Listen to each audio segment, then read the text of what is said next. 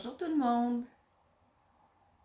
Merci d'être présente ici sur ma nouvelle chaîne. Je m'appelle Danielle et aujourd'hui je me lance. Donc je suis complètement nouvelle. Je suis pas connue, absolument pas. J'ai passé la dernière année à regarder de nombreux podcasts tricot. Vous avez été tous et toutes extrêmement inspirants et inspirantes. Et puis, vous m'avez donné envie euh, de, de faire ce saut-là et de vous partager tout simplement mes tricots, mes projets, mes ouvrages au fil du temps, au fil de la dernière année. Et puis, ben c'est ça, j'avais envie de tenter une première expérience et puis on verra si, s'il y a lieu de faire un deuxième épisode et puis de vraiment nourrir peut-être cette nouvelle réalité-là dans ma vie ou en tout cas peut-être créer une belle communauté de tricoteuses et de tricoteurs. Donc, je me présente officiellement. Donc, moi, mon nom, c'est Danielle et j'habite le Québec. Plus précisément, j'habite la région de la Montérégie, qui se trouve être une région au sud de Montréal. Donc, j'habite dans la grande couronne sud de la ville de Montréal. Et puis, j'ai commencé à tricoter, en fait, il y a très longtemps. J'ai commencé à tricoter dans les années 80. Alors, je m'amuse à dire que je suis une ancienne nouvelle tricoteuse. Et je m'explique.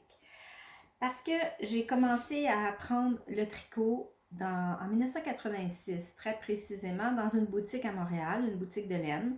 Et puis, j'adorais ça. J'ai découvert là une passion pour l'art du tricot, l'art du fil, etc. Et puis, au fil du temps, bien, j'ai tricoté plusieurs ouvrages. Et juste pour s'amuser un petit peu, je me suis amusée à ressortir des vieux catalogues qui m'inspiraient à l'époque. Là, vous allez voir à l'envers parce que je filme en miroir. Donc, mais c'est pas grave. Tout le monde connaît probablement la compagnie Fil d'Art. Ça, c'est en quelle année? C'est-tu écrit dessus? Hiver. Mais c'est pas marqué la date. Ici, j'en ai un autre.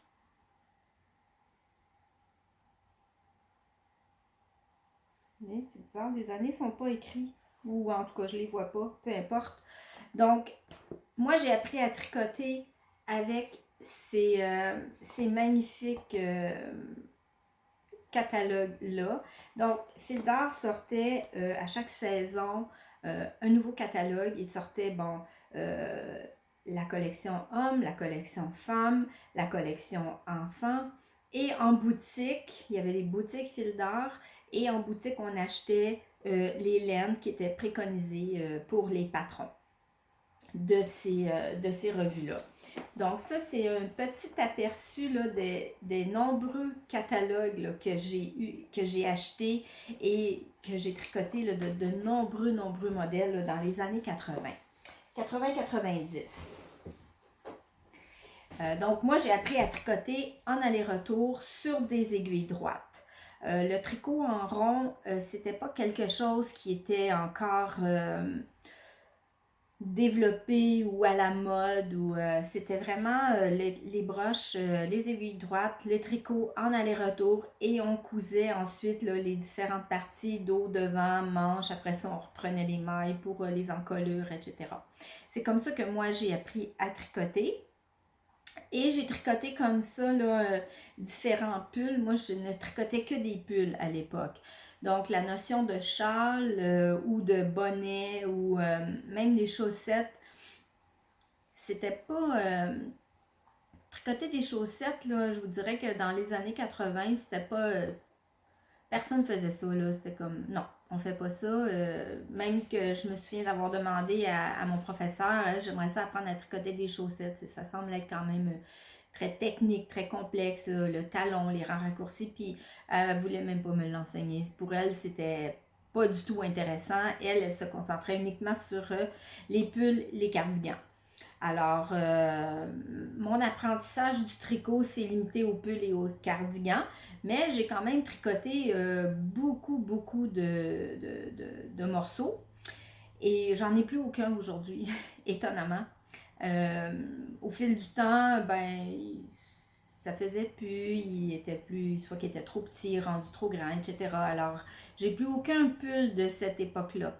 Malheureusement, je trouve ça triste parce que j'aimerais pouvoir aujourd'hui revoir ces pulls-là, retoucher les textures, les matières et puis tout ça, mais bon, je les ai plus. Alors, mais quand je feuillette mes cahiers, je reconnais là, les tricots que j'ai faits, puis je trouve ça très amusant. J'ai connu quand même quelques ratés dans les tricots. Donc, soit que c'était pas les bonnes grandeurs ou ça c'était mal ajusté, etc. C'est ça, j'ai fait quelques erreurs au fil du temps, puis à un moment donné, on dirait que c'est devenu, ça l'a un peu miné ma motivation, là, quand ça fait 2, 3 pulls de suite que tu fais qui sont à toute fin pratique importables parce qu'ils sont soit trop grands, soit trop petits ou que, bon, les manches sont mal ajustées, etc.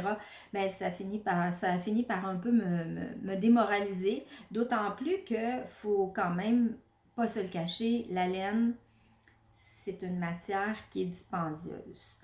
Et puis même à l'époque, même fil d'art, même s'il y avait de l'acrylique, d'intégrer dans les laines, parce qu'il y avait quand même des belles laines là, avec de la matière naturelle, de la laine, mais il y avait aussi de l'acrylique.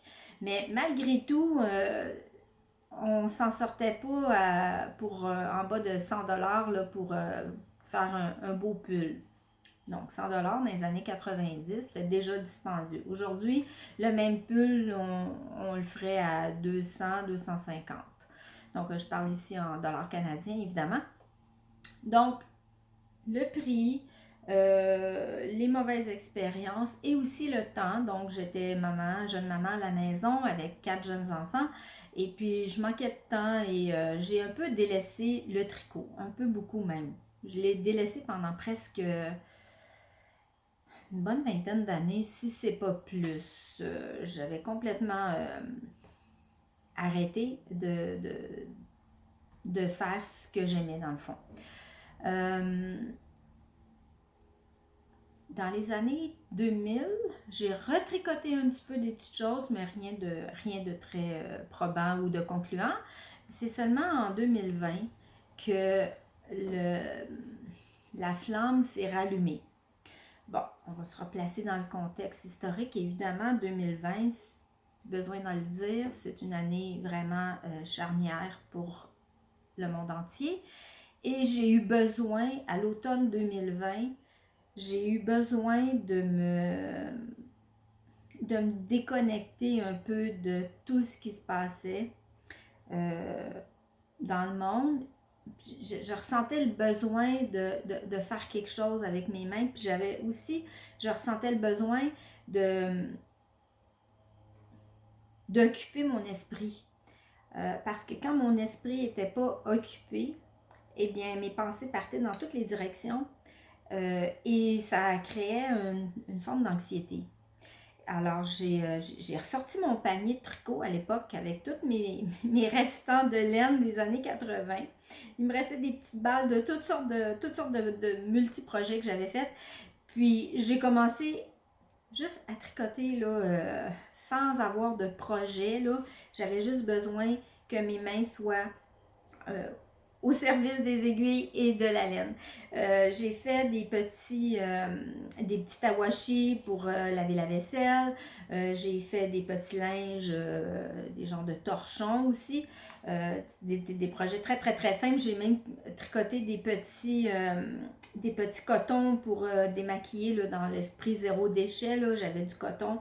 Alors, j'ai tricoté des genres de petits échantillons, des petits carrés de différentes couleurs pour remplacer les petites lingettes là, démaquillantes qu'on jette après usage. Donc, moi, j'avais décidé que je passais peut-être... j'aspirais au zéro déchet. On s'entend qu'on n'est jamais zéro totalement déchet, mais j'aspirais à ça. Donc, j'étais dans cette mouvance-là. Et j'ai aussi fait des... je me suis amusée parce que là, c'était l'automne, le froid commençait à s'installer. Donc, on rentre à la maison, on ferme les portes, on ferme les fenêtres, puis on s'encabane un peu dans nos demeures. Et puis, rien de mieux qu'une tisane, un thé ou un chocolat chaud dans une tasse recouverte d'un beau cache-tasse. Alors, j'ai fait des cache-tasses. Je vais vous les montrer. Donc, ça, c'est à l'automne 2020. J'ai fait des cache-tasses avec toutes sortes de restants de laine que j'avais. J'ai rien acheté. J'utilisais les laines que j'avais et puis j'improvisais. Bon, ici, celle-ci, là, c'est du point de riz avec des diminutions pour faire passer la petite courroie au travers l'anse et j'ai cousu un petit bouton. Donc, pour moi, ça, c'est très comfort, c'est très cocooning, là, de prendre un breuvage chaud comme ça avec un cache-tasse. Puis, bon, j'en ai fait différents modèles. Ici, j'ai fait, celui-là, il est au crochet. Je voulais trouver à développer ma dextérité au crochet. Et puis, j'avais concocté ce petit cache-tasse là, dans une matière acrylique. Là. Je pourrais même pas vous dire le nom, j'en ai aucune idée. Et puis, bon, j'ai fait, excusez-moi, j'ai fait différent. Ici, j'ai fait un petit modèle inspiré de la chaussette du travailleur en gris, rouge et crème.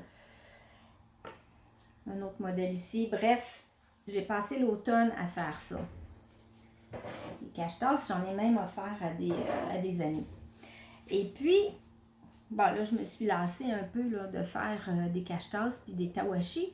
Alors, là, je me suis dit, ben, on va oser, on va aller un peu plus loin dans le processus. Et j'ai fait un bonnet. J'ai tricoté un bonnet pour ma petite fille. Que je ne peux pas vous montrer malheureusement parce que je ne l'ai pas avec moi. Je lui ai donné il y a déjà très longtemps. Et de fil en aiguille, c'est le cas de le dire, je me suis ouvert au monde du podcast tricot et j'ai découvert plein de belles personnes qui font des choses absolument fabuleuses. Et là, il y a tout un univers qui s'est ouvert devant moi. Et à partir du mois de janvier, mi-janvier 2021, j'ai voulu tricoter des objets peut-être un peu plus, je ne vais pas dire luxueux, mais je veux dire de la matière un peu plus substantielle, disons. Et quoi de mieux que d'occuper ses mains pendant les longues soirées d'hiver québécois, canadien, que de se tricoter un châle.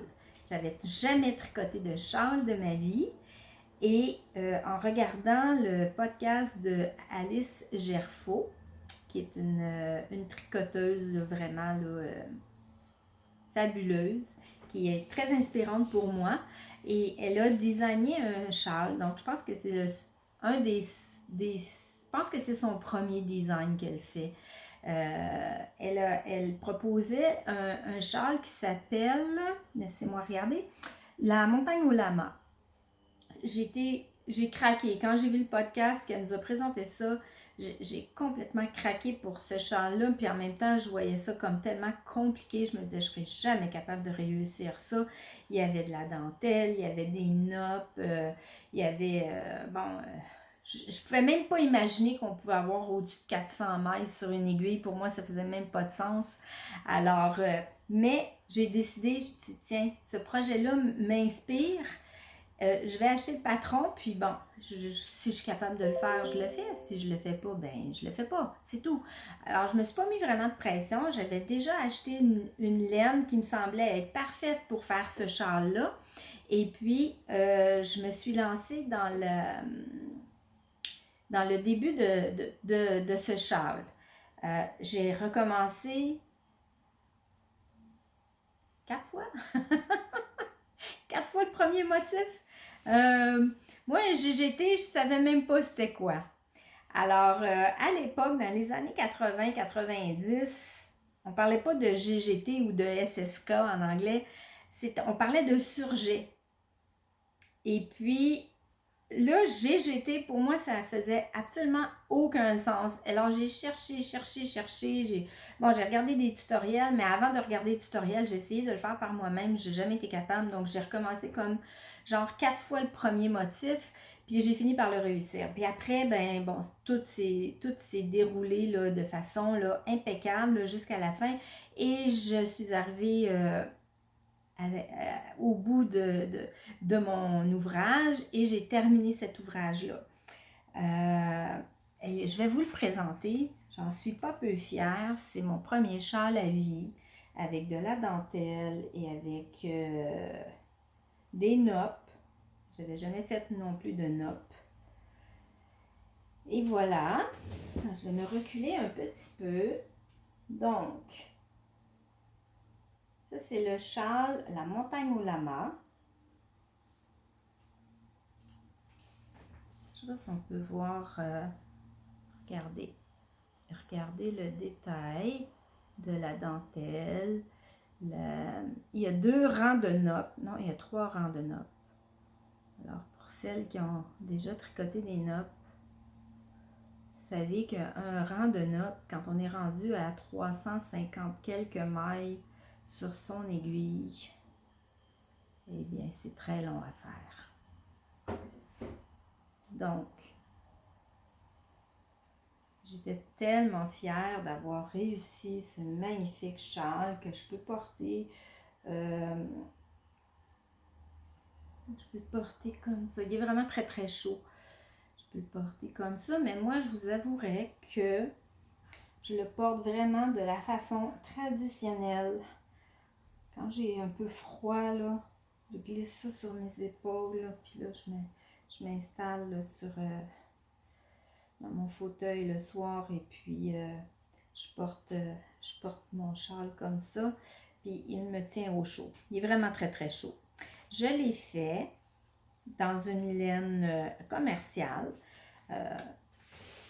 parce que je voulais pas non plus investir des gros montants d'argent là, puis sans être sûre que j'allais être capable de mener à bien là, le projet. Alors, j'ai opté pour la Puna de Drops, qui est une laine 100% alpaga. C'est bien ça, hein? Oui. Donc, c'est une laine 100% alpaga. C'est une Deka. C'est le coloris numéro 11. En fait, c'est comme un vieux rose là, qui tire un peu sur le prune. Donc, j'ai utilisé 11 balles parce qu'il y a 50 grammes. Oui, c'est 50 grammes par pelote.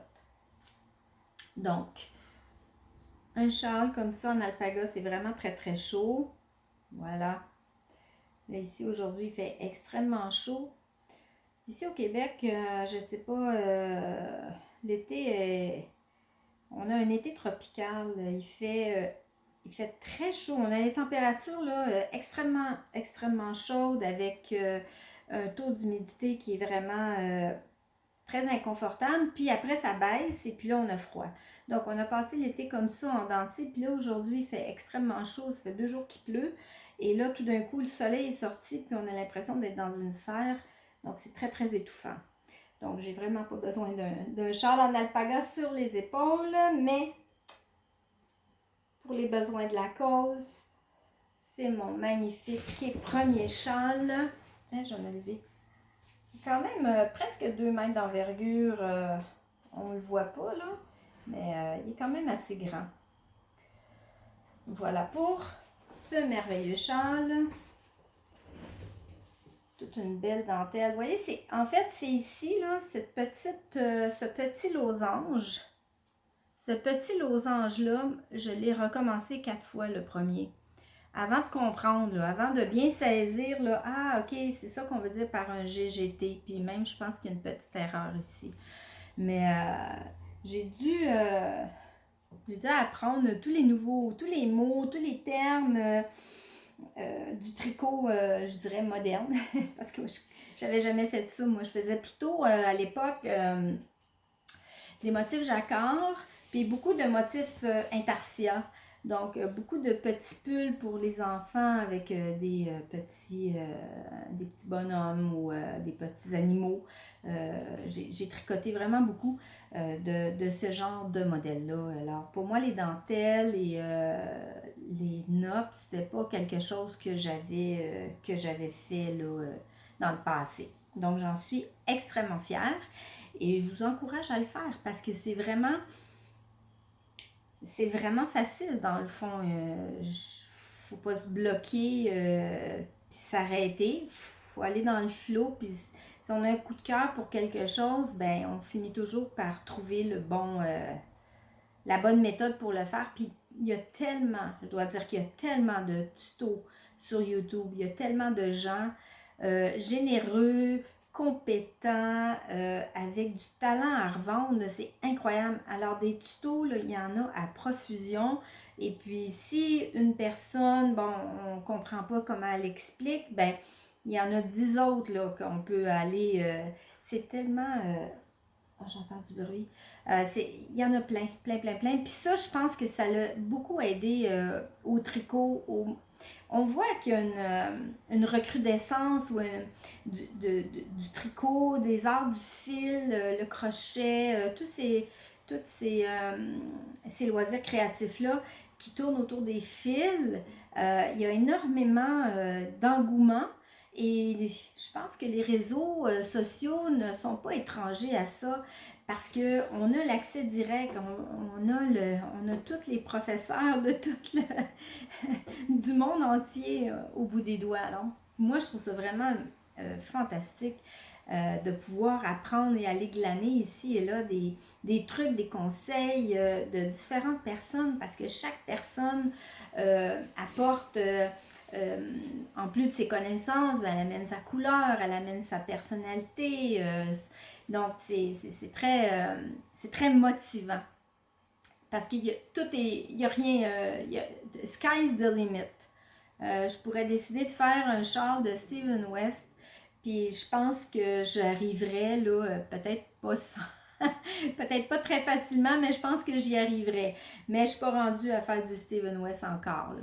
Mais tout ça pour dire que les outils sont là, sont à notre portée, et puis ben, il ne faut pas se limiter à se dire oh non, moi je suis pas capable de faire ça ou moi je suis pas bonne. Non, on a toutes des capacités, puis il suffit juste de se lancer, puis surtout d'avoir l'humilité d'être capable de se tromper puis de recommencer.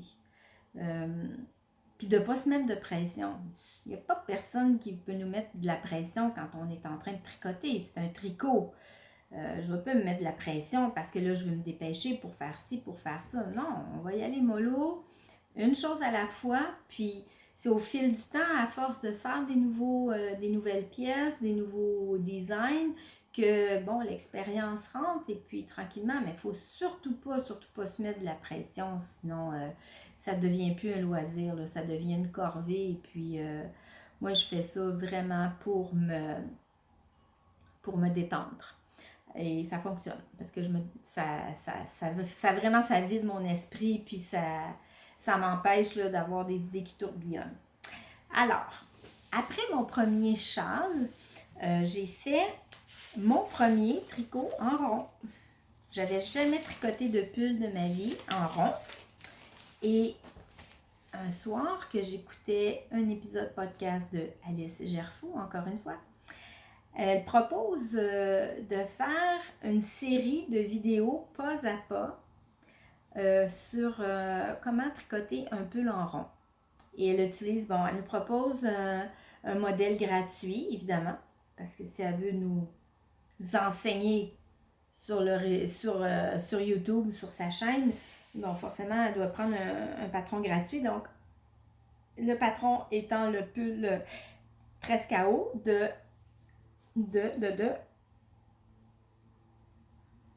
c'est Along with Anna.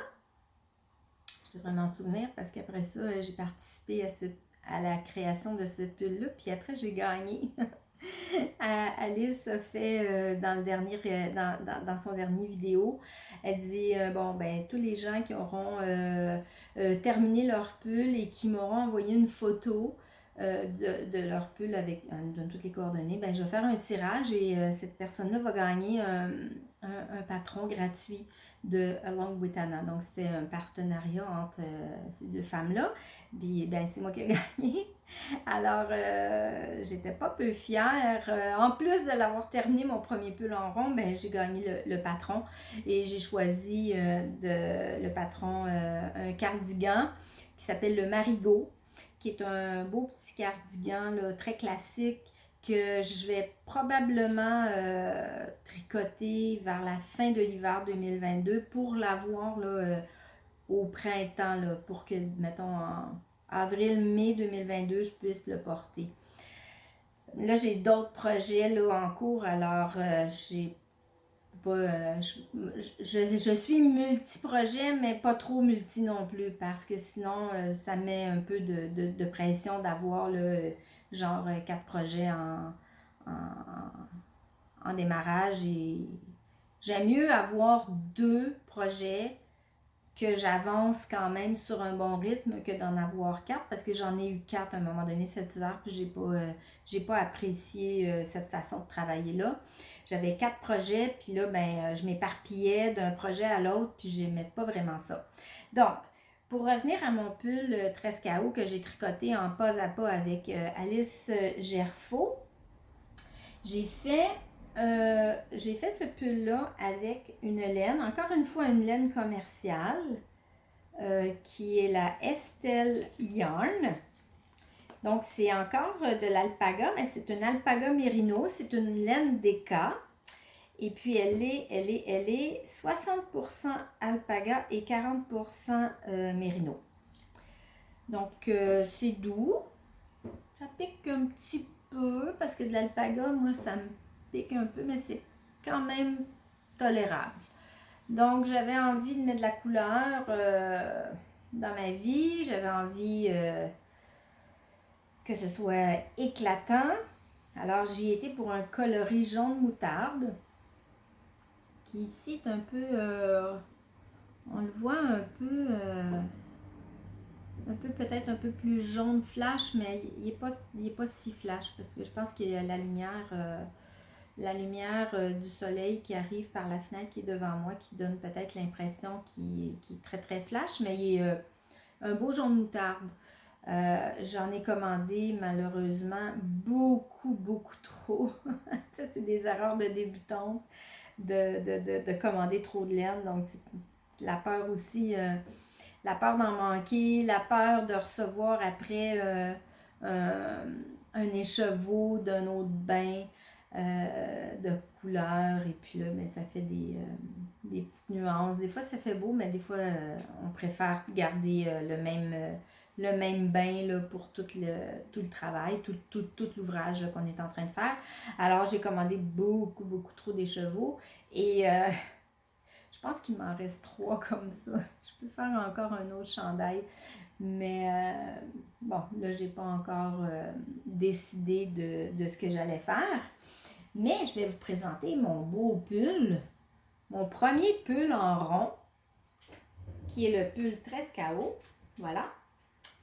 Donc, c'est un pull qui est très simple à faire. Je le porterai pas, je ne vais pas vous le porter parce qu'il est malheureusement un petit peu trop petit. Il est très serré sur moi. Mais on peut voir ici, donc c'est une construction raglan. Donc on peut voir ici, il y a une jolie dentelle là, tout le long du raglan. On commence le pull par le haut, donc c'est un top-down. Donc on commence par le haut et il y a des rangs raccourcis dans le dos pour remonter l'encolure. C'est une petite encolure en point mousse. Ensuite, on fait les augmentations raglan ici, de chaque côté. Puis ensuite, à la manchure, ben évidemment, on met les mailles en attente pour les manches et on continue le reste du corps. Et il y a aussi des rangs raccourcis pour descendre le pull plus bas dans le dos et un peu plus court sur le devant. C'est un pull qui est crop. Puis moi, ça me va pas du tout le pull crop. J'ai pas la morphologie pour... en fait, c'est pas vrai. Je pourrais le porter crop, mais moi, je me sens pas confortable dans un pull crop. Ceci dit, je l'ai terminé. Je suis allée au bout de mon ouvrage et le pull se termine par une petite bande de point mousse. C'est très délicat, c'est très très féminin et ça fait différent que de toujours avoir des côtes là, pour finaliser les tricots. Et les manches, qui sont des manches longues, elles aussi sont... il y a un beau poignet de point mousse. Donc c'est très simple, vraiment très simple à réaliser. J'ai eu beaucoup de plaisir à le faire. Je l'ai terminé au mois de mai. Il faisait chaud, je pense qu'on était dans notre première canicule de l'été, en fait de fin de printemps. J'avais très hâte de le terminer parce que tricoter de l'alpaga quand il fait 30 degrés, c'est moins agréable. Mais je voulais vraiment aller au bout de mon projet, même s'il ne me fait pas tout à fait. La beauté de la chose, c'est que j'ai demandé à ma maman de l'enfiler et il lui va à merveille. Et en plus, la couleur, ce jaune-là, sur ma maman, ça lui fait tellement bien que je vais lui offrir. Donc, elle ne voulait pas que je lui donne parce qu'elle trouvait que c'était trop dispendieux, que c'était trop un gros cadeau, etc. Mais bon, tant qu'à ne pas le porter, puis de toute façon, s'il y a une personne à qui je voudrais l'offrir, c'est bien à ma maman. Donc, mon pull Trescao, mon premier pull que j'ai tricoté à l'hiver 2021, je vais lui offrir. Et je suis sûre qu'elle va passer de beaux moments avec parce qu'il est vraiment très, très, très, très chaud. Et comme ma maman, elle est un peu frileuse, alors je pense que ça va lui procurer beaucoup de confort. Alors voilà pour le pull Trescao. Premier pull en rond à vie. C'est quand même pour moi, pas juste pour moi, mais c'est une fierté de réussir quelque chose de nouveau comme ça. Puis pour avoir fait beaucoup de pulls en pièces détachées, pour moi, là, le tricoter un pull en rond, c'est magique, c'est wow, il n'y a pas de couture, c'est extraordinaire. Moi qui détestais la partie couture du tricot, là, de tout